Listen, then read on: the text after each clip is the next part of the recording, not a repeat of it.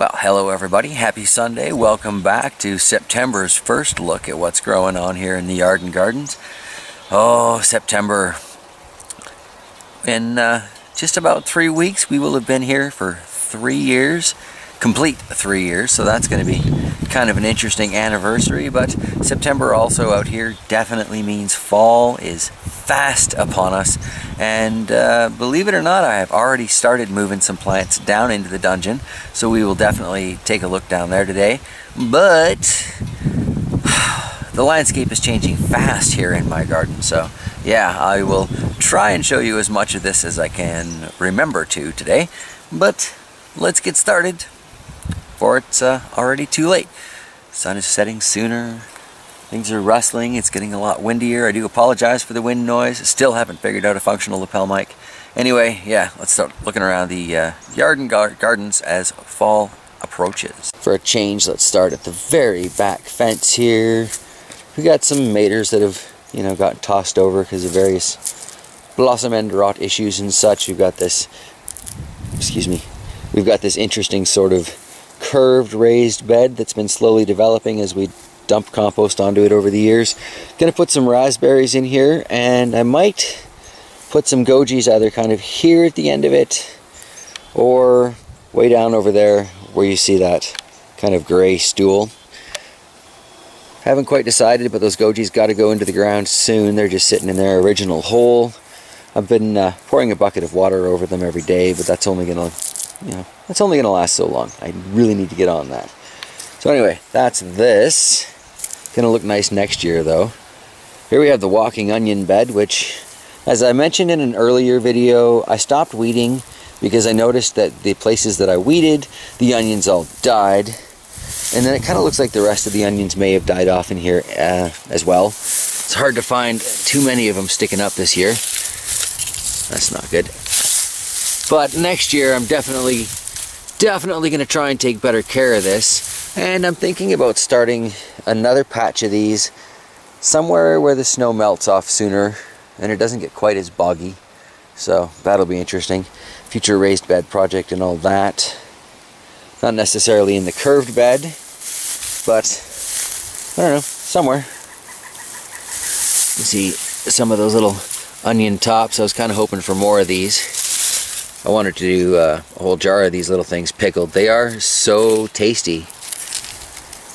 Yeah, really should have been a little more on top of this, but I suspect the onions will survive. And that is what matters. Those little ones I just popped off will become new onions for next year, which I believe is where they got the term walking onions, because they just kind of flop over.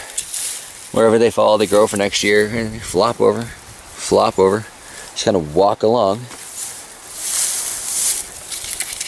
Nice little clusters though. Very fun little onion to grow. Had never played with these things or even really heard of them before we moved out here. This is kind of a gift from the previous owner, so that's cool. Definitely need to take better care of it though. Next year I'll be trying probably the lawn clipping mulching, because that works really well for me with weed suppression. We'll look at some of that in a second. I guess it's another week of what I've learned in the garden this year, but that's not so bad, is it? So this area here is what I refer to as the spruce garden, because for some reason they planted these just up in front of the fence line instead of, back at the fence line, or better yet, on the other side of the fence line. Keep the yard usable, functional. But we tried growing in here the first couple years. Didn't go so well that second year. And this year, mostly, it got completely overgrown with the weeds and the grasses. And it's just gone a little crazy. Kind of hard to deal with. Except for this patch here, which I basically just dumped lawn clippings on. Started working my way over, did it nice and thick, and sure, there are a couple of places where the occasional weed is bravely poking its head up, but they'll be really easy to pull. I would have continued on with this, but we ended up with riding more, so suddenly I was bagging less clippings. And I didn't really realize how well that had been working for me in the past. There are advantages to everything. The chaos bed is folding down here again. I'm probably going to pull out the push mower just so I can get a layer to put on here for the winter. We harvested some of the last of the beans out of here. I don't think there's anything else going to come off this burgundy bush bean, but that was fun to grow. I'll look for more seeds for that because I do believe I'm out of those. And those yellow bush beans over there, they're kind of fun. There's a few more still on there. I'm going to harvest a lot more of these heads still for the fish because they do seem to destroy the top of the water in a very piranha-like state. When I put the little dried clusters on there, kind of squeeze out the grains, and then they get all the floaties. Yeah, watching the fish go nuts for natural food is actually, I really enjoy it. The eggplant here, always too late. Yeah. Might be able to grow eggplants if I had a greenhouse to start and finish in. Just gonna have to see. Probably end up drying this shard up for a little bit of free fish food. This is one of the things they prefer shard powdered. Otherwise it just takes them forever to work it over. Here we've got where I planted all those beets. Now, the first two rows seem to be coming up a lot more defined than the back row. There's the second one there. There's the back row here. A little sporadic, So I'm not going to get much out of these, but I've decided I'm going to try using them as a fish food too, microgreens. We can throw a few of these into salads and such. Because I mean, even at this stage, they do taste very much like beets. It's not the maximum harvest you could get out of a beet plant, but whatever, it's still edible, either by us or by the fish. So I will get some use out of this. Never give up, never surrender, right? And we've got the shard that went to seed this year. Very thankful for that. They haven't started to dry up quite yet.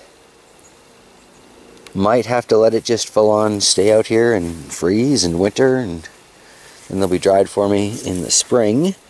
It's not as hot here as it was back in the valley, so it just goes a little different. Now these red shard, I've seen these things do quite well in aquaponics, in my own and in others, other people's gardens. And I've noticed the deeper the red on these, the better it does in cold. Now, not this particular plant, one I'll show you up front in a couple minutes here. Came outside too early, completely froze to death. I was going to write it off. It actually came back from that point. So I'm calling that the most cold hardy shard I've got.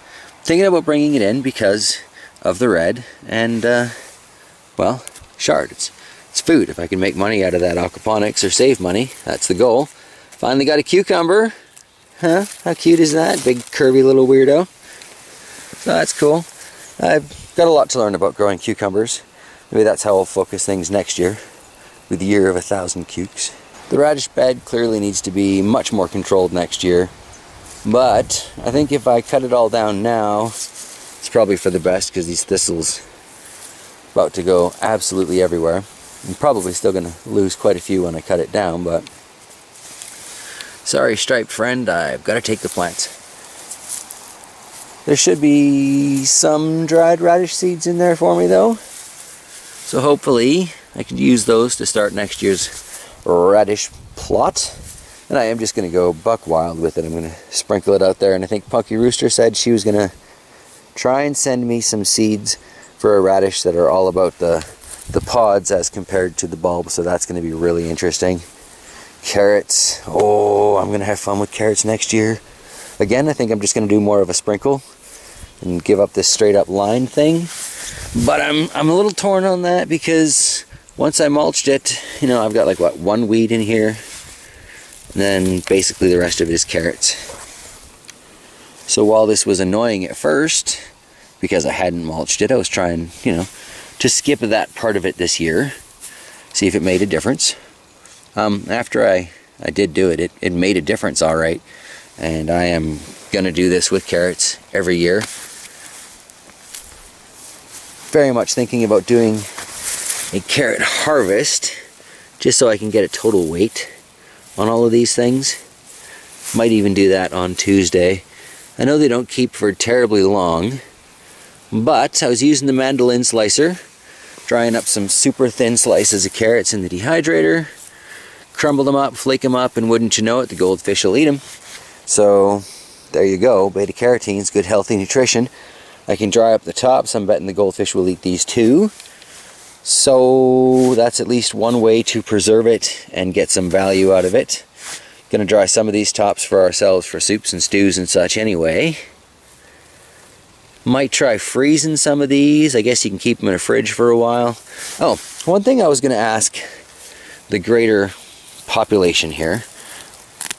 Long-term storage of carrots seems to be keeping them in the dirt like they are now for as long as possible, or taking them out just so you can put them back into more dirt, but not dry dirt. It's got to be like damp. Is there another way to keep fresh-ish carrots out there? Done a little bit of research. That's the one answer that keeps coming up time and time again. Not quite sure that works for me, but if that's what I gotta do, that's what I gotta do. Look at those ones though. Oh, I ripped the top off. I should have just gone to that side. Anyway, this is what we got out of that one little pull. Growing in about a fist's worth of space.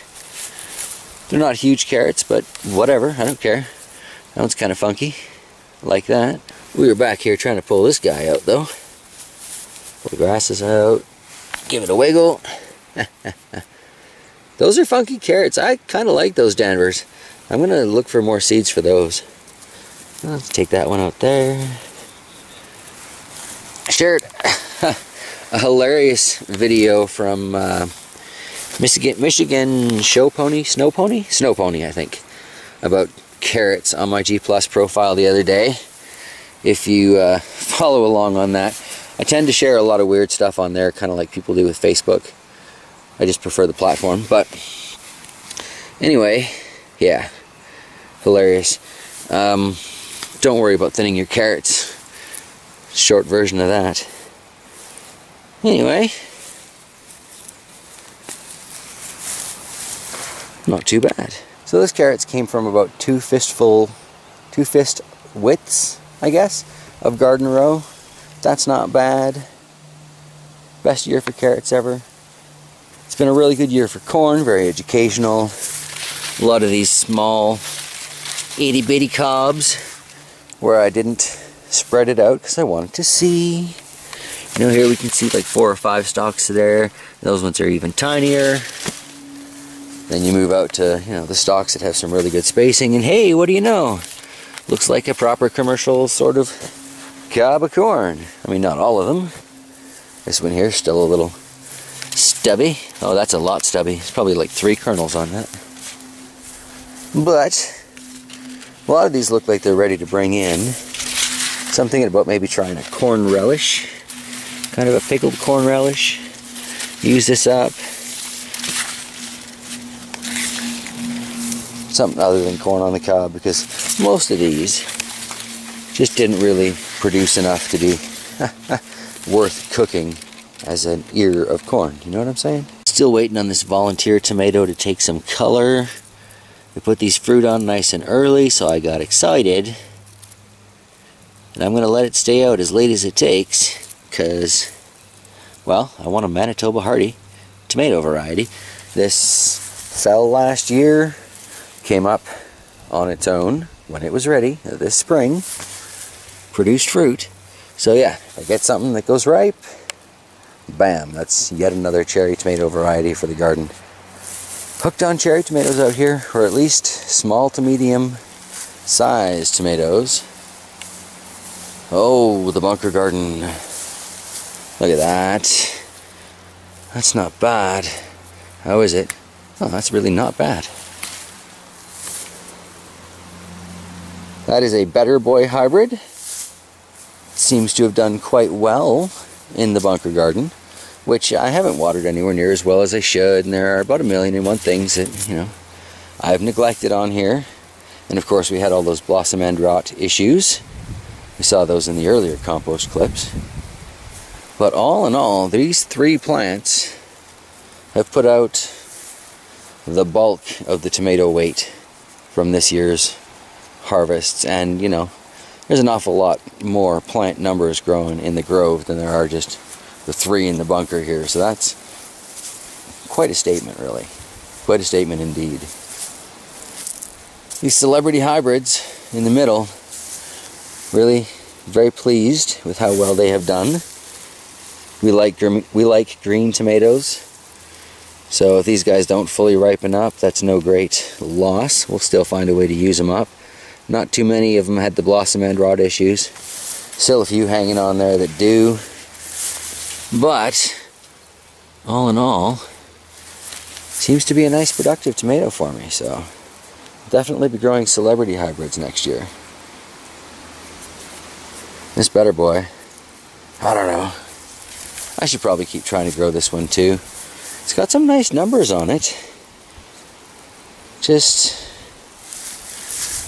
had a lot of them that had blossom end rot issues is all. And there's not a lot of them that have ripened up in time. Bag of squash was not a brilliant idea. Will not be doing that again. Squash on logs, I will be doing this again.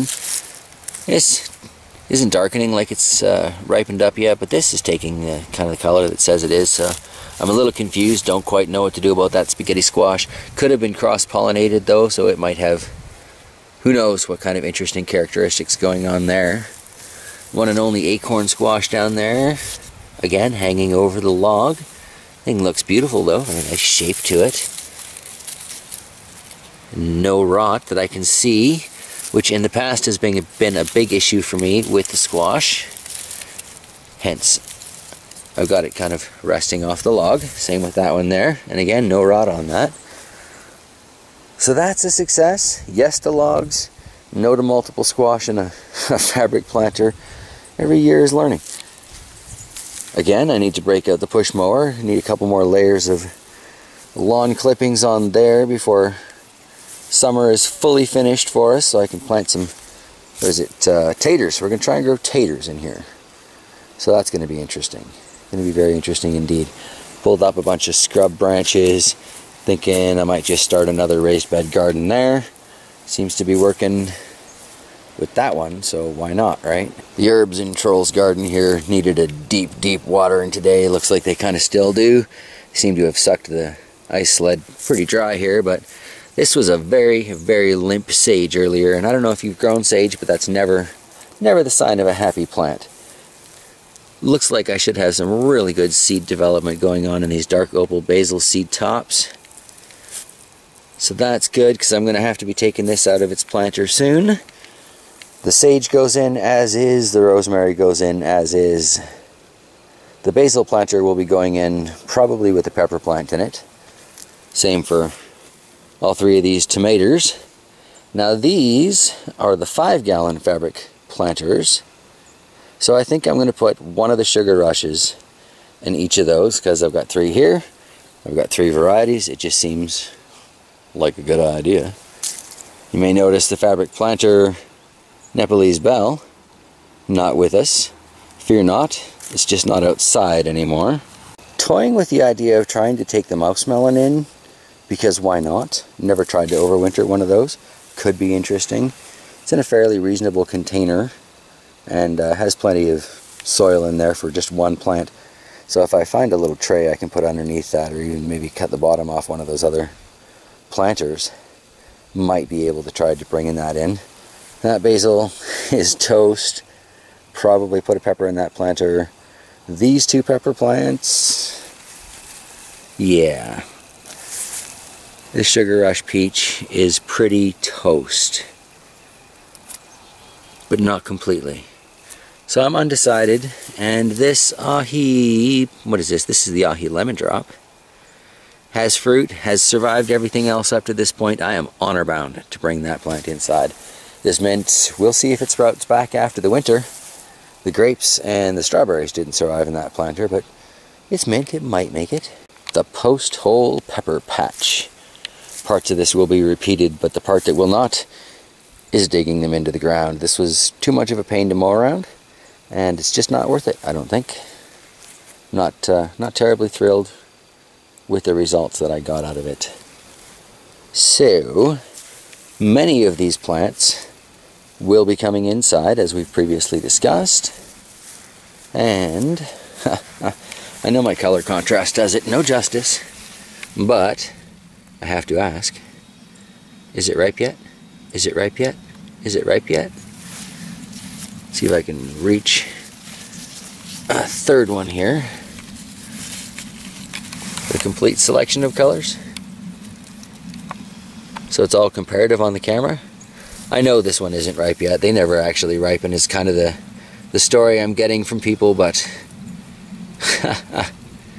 it's a nice looking pepper. So it's definitely one of the plants I'm going to try and bring inside. Yeah. Second year peppers seems to be the way for me to get things done around here. So if I can get more second year peppers out of these, I definitely want to. That burpy lemon hot there got a lot of pods on it. A lot of pods, so I'm definitely going to try and bring that in. We'll just have to see though. Just have to see. It's survival of the fittest, and then it's a space game too, and you know, what do I have room for? Not like Space Invaders or anything fun. It's, you know, slidey puzzle game is what it is. Can I make another pepper plant fit in there? Very funky shape to these. These are, I guess, the creams, Sugar Rush creams. So again, I have no idea if it will ever ripen. It's a Sugar Rush. They never ripen. Rush being like rush hour in the case of those peppers, I guess. It's a lie. What do they call it? A misnomer? Got a couple of sand dollars taking some nice shape there. Top and bottom seem to have some shade difference. We might be getting some color setting in. Hard to tell. Cute little plant though. But I already have the 2016 sand dollar downstairs, so sorry about your luck, bro. You won't be coming in. Scotch bonnet, you will. In review, some of the tomato teepees worked. Some of them did not. Yeah, very pleased with just how well these broad ripple yellow currant tomatoes have done. They're so delicious, they ripen up so quick. This one plant was so productive. Yeah, I'm so sold on cherry tomatoes in Manitoba. Definitely going to be a big part of my planning for future gardens. Straighten up, you. It's hard to do with one hand. I know that's going to fall over as soon as I walk away, but whatever. I tried. The indigo rose. Surprising amount of tomato flesh on this for the surprisingly light amount of foliage. Nice looking cluster though. Now, out of any of the tomatoes that I might try to overwinter, the indigo rose is the only one really likely to have a shot. And at least I know if I take a cutting from this, it will root. Because tomatoes are nice to you that way. Tomatoes take every opportunity to throw out roots, and they want to live. Pepper clones, they just don't work for me. The post-stole tomatoes have worked fairly well. Gotten some nice harvest numbers out of these, been able to share a few. It's always fun. These grape tomatoes were a great producer for me this year. Again, cherry type tomatoes, the smaller ones, those are the ones that are putting out for me. Little red pear tomatoes. This is one of the smaller plants, but some nice looking fruit on that. Here's an example of a pear tomato that has done great. But again, this one got a nice location. Out of all of these, this probably gets the most sun. And look at all those happy little fruits. Need to come out here with the little harvest plate for sure, for sure. Fantastic. The unpronounceable tomato is starting to fall over under green tomato weight. I don't see me getting any seeds out of this year. Don't think I'll be able to carry on growing this variety. It was fun. Thank you, Rob Bob. Don't know if you still watch, but that was definitely fun to grow. Much better for longer seasons, though. This plum type variety has done fairly well. So what is it? Bellstar plum tomato. This also is, yeah, Bellstar plum tomato. Taking a few off that seem to be right at kind of this blush stage. Not really intense red, but very flavorful. And again, they're small to medium size, well, smaller size, so they've actually produced good numbers for me. Very educational year for tomatoes. Surprise, surprise. The black vernissage. I love the markings on these tomatoes, especially once they go into color. Now this is about ripe. I have cut a few open at this point, and they're at that soft, mushy, maybe even a little bit overripe. So if you're growing these, stop here. That is ready to go. Funky kind of seed. All the ones that I've opened have had really, really dark seeds in there. So maybe that's why they're referred to as a black tomato, because they're a black tomato seed. But of the two plants of these that I had growing, the one that got more sun, put on a lot more fruit, pretty much a no-brainer there. Not terribly big, but that gives them a really good option to be returning next year. Because as I've said so many times in this video and a couple others lately, it's the cherry tomatoes that I'm going to be focusing on here in the future. Funky mater. A very, very funky tomato. Many thanks again for sending this out to me, buddy. Here's a look at the Sweet Juliet tomato. We've also referred to this as the volunteer tomato and the gnome garden tomato, because it popped up as a weed when we had run out of seeds for them, and it gave us another opportunity. Delightful little shape on there. Kind of reminds me of, well, certain types of peppers, or even certain types of Christmas lights. But they're a nice paste tomato, and I have a bit of a sentimental attachment to these, because these are part of what helped to, well, get me interested in tomatoes at all. Hardly any gel in there, and just a nice flavorful flesh. Plus, they're not quite as productive in each cluster as, like, say, the grape tomatoes or the pear tomatoes, but they do grow in very similar clusters. When the plant is happy, we saw an average of 6 or 7 of each. 6 or 7 of these tomatoes on each little bunch. So, yeah, I've known this to be a very, very productive little tomato. Who knows what its actual genetics are at this point, because it's been in so many tomato gardens, but it's basically kept its shape and characteristics. So, huzzah. I'll be happily taking some more seeds out of these. And then on our way up front, which will be a really quick clip, we can see in the John Deere parts box, those leeks are, well, they're settled in, so here's to hope there. Looks like Gus is alive and doing well. Nice to see what happens when this poor plant has an actual winter somewhere proper. Well, an actual winter for that matter. It was planted as seeds into a styrofoam cup when we first got here, I think. And this is the first time it's ever really been outside, so I'm really glad to see it's still alive. This mint has turned into a bit of a freeloader, so I don't know if that's coming back inside or not. There are so many mint plants around now from that one living herb that we bought. I really don't feel too much of a need to bring it in. This poor zucchini. Yeah, I will never plant a zucchini in this little tiny urn again. I've learned a lesson. Did get a couple of small zucchinis out of that though, probably not enough to cover the cost of it as a plant. Ah, the ahi calabaza. This is the last pepper plant up front, because it ain't going inside.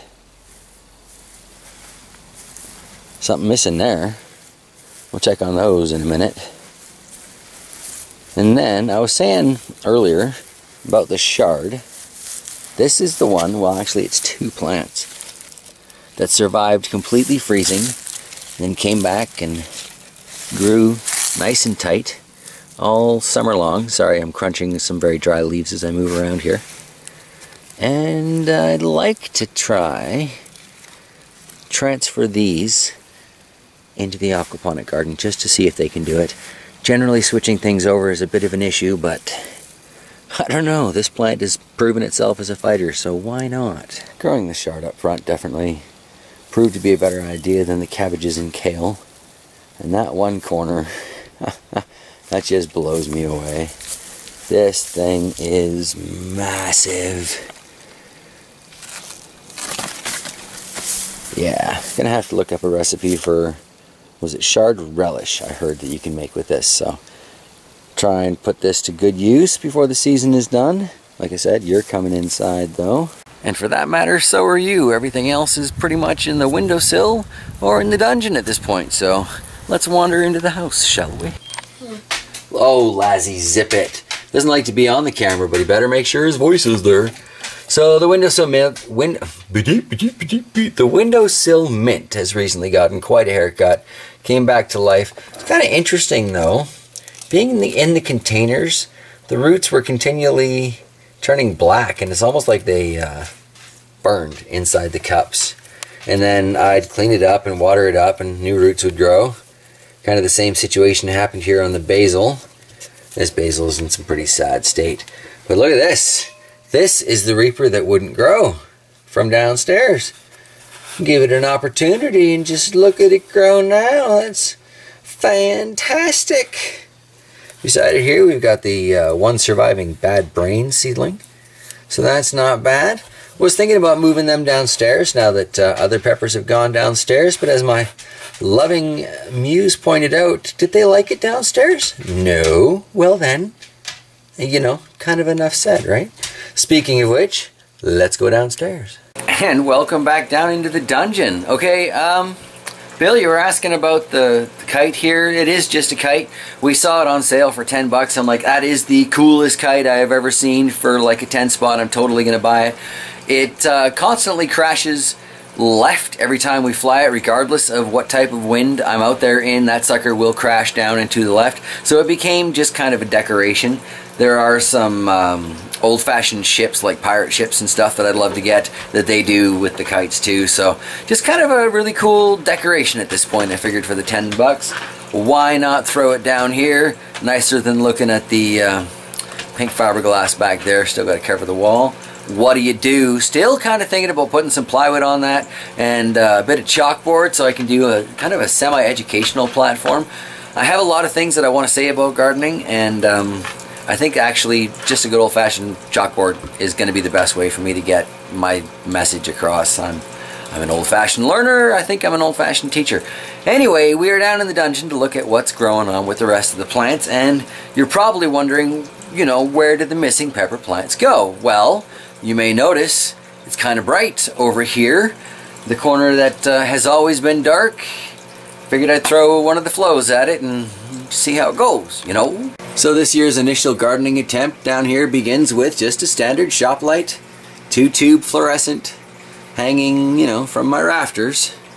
Far too far above the plants for my happiness, but they all seem to be getting an even sort of light quality, and it's certainly, you know, brighter than it has been down here. So I'm hoping they will transfer well. We'll get to keep a lot of these things alive, and I'm hoping that because, you know, last winter was so completely educational about overwatering my plants, that I won't lose any of them to that particular cause this year, which should leave, you know, a lot more of them still alive. The El Oro obviously has made it in with us today. The paper lantern back there. Now, with a lot of these, I'm still going to clean them out. I'd like to take out the soil, shake them out, maybe trim the roots a little bit. They'll probably end up going back into the containers they're in now, but I'd like to refresh the roots a little bit, and in a couple of cases, maybe even toss in some of the, you know, freshly sifted compost / worm castings from down here. Would be good. I noticed when I brought the 2016 sand dollar in that we have a friendly. So that's an excellent sign to start the season. The yellow scorpion seems to have a couple of types of dandelion in there. So that's great. It gives me some of those to feed the fish. The mint was already down here. The oregano was already down here. The ahiahuchapan so far seems to be transferring fairly well. I brought these in yesterday, so it's a little too soon to really tell, but it already got colder outside last night than down here. So, in theory, they should already be slightly happier. Here is the Nepalese bell from Troll's Garden. A couple of little pods on there, so hopefully those will continue to develop for us. It's the Ahi Guyana, growing in a slightly larger double cup setup, eh? Got a yogurt container, some holes punched in the bottom. Fits nicely in the top of the peanut butter jug. I figured, what the heck, why not give that a go? Got all these trays down here under the fabric planter. You see, I listen, I learn. So I'm hoping that I'm going to be able to use these to help avoid flooding. Like I was saying earlier, kind of transplanted the red demon, but it doesn't look too stable there. I'm going to need to work on that. But it does have a couple of nice ripe peppers on there. So there will probably be a live stream to taste those. I did a video tasting those way back when, in the pepper collector days. But that was a couple years back. Matchbox, had to bring this in. It's a little wonky because I just kind of threw it in the planter for now. Gonna, again, shake off the soil, refresh the roots, refresh the soil, put it into something that drains, hope for the best. That plant actually belongs up on the shelf there, so it's kind of even with everything else. And then, these creepy old shelves here, still have to get that. From 06 and 07, previous owner stuff, still haven't opened that. Creeps me out, scares me a little bit. But anyway, I gotta move that one of these days. Starting to use these shelves for the plants, because I've been thinking about doing this for ages, right? And the fluorescent light seems to give more than enough light for these shade-tolerant houseplants. The Dieffenbachia weird little lean now is kind of appropriate. Got some spiders going in there, so that's good. Got some astrid preps over here.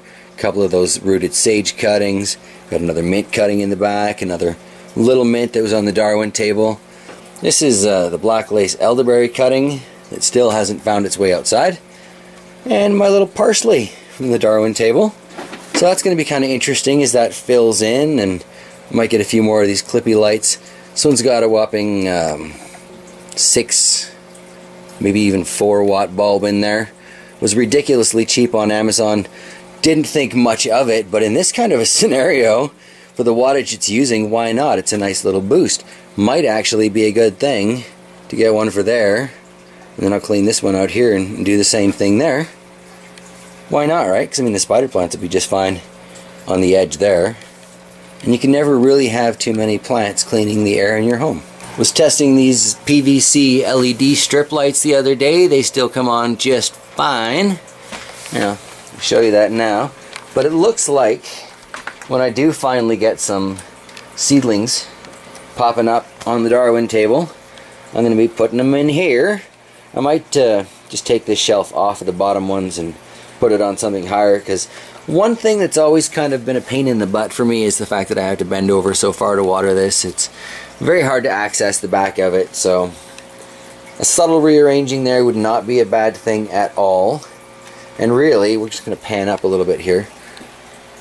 Now that I've got that one fluorescent light up so high, I'm thinking 1, 2, 3, maybe 4 to go all the way across here would probably be good.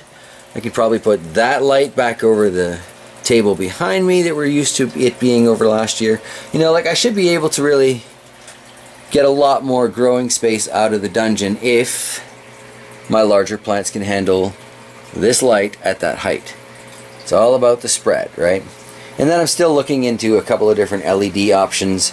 There's a 50 watt, 6,000 Kelvin LED that apparently does its best coverage at 9 feet, which would be about at the rafters, give or take plant height.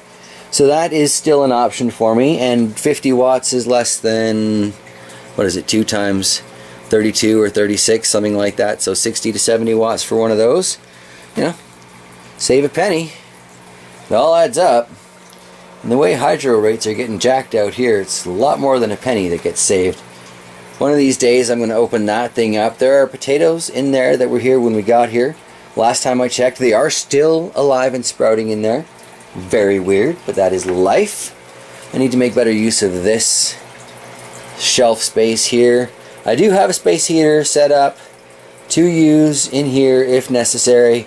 Really hoping that I won't have to take it to that point, because heating a dungeon is rough. I don't want to do that. But while we're down here, take a look at the goldfish gang. A happy little aphid munching crew. Here, I'll show you. Got some of those grains that I was talking about from the chaos garden I want to keep. Fish seem to generally go for it pretty well. So that's good.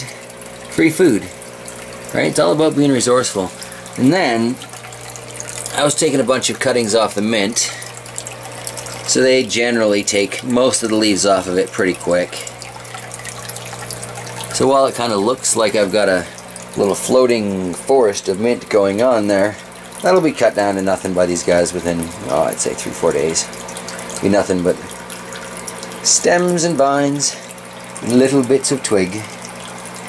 They are learning this natural diet is kind of what they're stuck with, so once they figure that out, all will go well.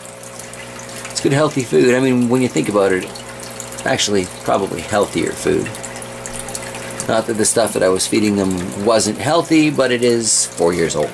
So this is cut it and toss it in. Taking a quick look at the aquaponics while we're here, I've got a couple of oregano cuttings that I was hoping would root. It looks like maybe this one has. Doesn't look like the other one's doing so well, but that looks like it might be new growth there. So I'm hopeful, always so hopeful. Put some more mint in here, because if the mint's going to grow, then fine, let it grow. Because I mean, that's what happened when I let the mint go wild in here. If the fish will eat it, I can eat it. I can use it for tea. Perfect, fine, let it grow. I'll take the wins that I can get. So there's mint in there as well. This one has kind of become a cleaning station for all the old clay pellets that I had previously brought with us from Penticton. They're a much larger size than these new ones that came with the garden. So it's pretty obvious which is which, but it does help top it up. And one thing I have mentioned a few times, I do wish that when they had sent me this, they had sent me one more bag of the pellets, because it was the water level's just too low, or the pellet level's just too low. Since I sunk this dark opal basil down, seems to be doing much better. This sweet basil also seems to be doing much better. Since I took out the ahi panic, that has made a huge difference. That plant was just sucking all of it out and seemed to be dragging everybody else down. I mean, look at the sage, right? Beautiful sage. Love sage in aquaponics. You can never have too much sage, especially as you're coming up on turkey time, because fresh sage and stuffing beats the tar out of dried states. I can't even speak today. Anyway, fresh sage good. Ugh. Do you guys catch that? Work hard, you can be real sage plants one day too. And then, yeah, fresh sage is good. Ugh. Be nice to see some seeds popping back here.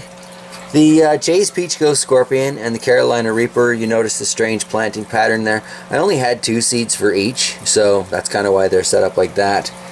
Basically, there's only 1 of each seed in each of these cells, so I don't have to kill extras. Somebody brought that point up the other day in one of the live streams. It's like, yeah, you know what, good point. I am totally cool with 9 of each of these though, so by all means, grow, my little friends. Nothing coming up yet though, not too surprising that. Got some yellow ghosts down here, got some regular ghosts, red ghosts down there. Over here is an ahi fantasy that has suffered and yet is still with us. So, good for you, buddy. Hopefully that will survive well into the winter, maybe even grow up to be a real plant one day. On the houseplant hospital shelf here, these are just regular household LEDs in that blue daylight spectrum. They seem to be doing alright for these plants. We have Pepperface Peperomia has come down here because it was dying in its corner of the office. Sadly, 3 little leaves left on here. Watered it just yesterday, seems to have sucked that right up, so it needs a little bit more. The pitcher plant got turned when I moved the Dieffenbachia and everything else off of here, and look at that. Oh, okay, that pitcher's really funky when it's got itself opened up like that.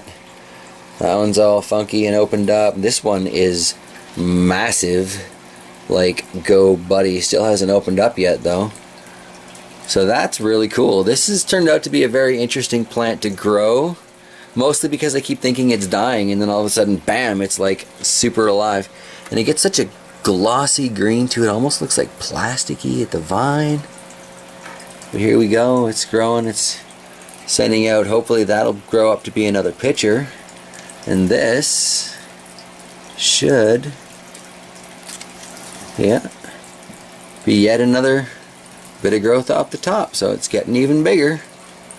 It's wonderful. Looks like we might have, let's see if we can get that on the camera, fresh growth coming up here, because this plant seems to have been dying off. Well, that's kind of what happened here. Is this one died off, and then this one grew, so this one's dying off, and now a new one's growing. Whereas this is the original plant from the Art Naps, I think, and it is just crazy. Yeah, houseplants. Really enjoying houseplants. Who knew? So it's going to be a much different lighting down here for videos in the dungeon. That's one thing about having this fluorescent up at a much higher level. It's definitely lighting up the rest of the room a whole lot better. So should make for better video qualities as we go through the winter garden. I'm hoping it makes for a better survival rate as we go through the winter here in the garden as well. And if you are still with us, thank you so much. I'm hoping you weren't too bored as we took this week's tour through the yard and gardens. I will see you guys probably on Tuesday here on this channel, but you never know. Monday, I do have fresh peppers to test. I have those red demons, so you know, probably go live at 5-ish in the prairie time. So what is that, Central Time? Work it out. See you guys on Tuesday for sure, though. Bye.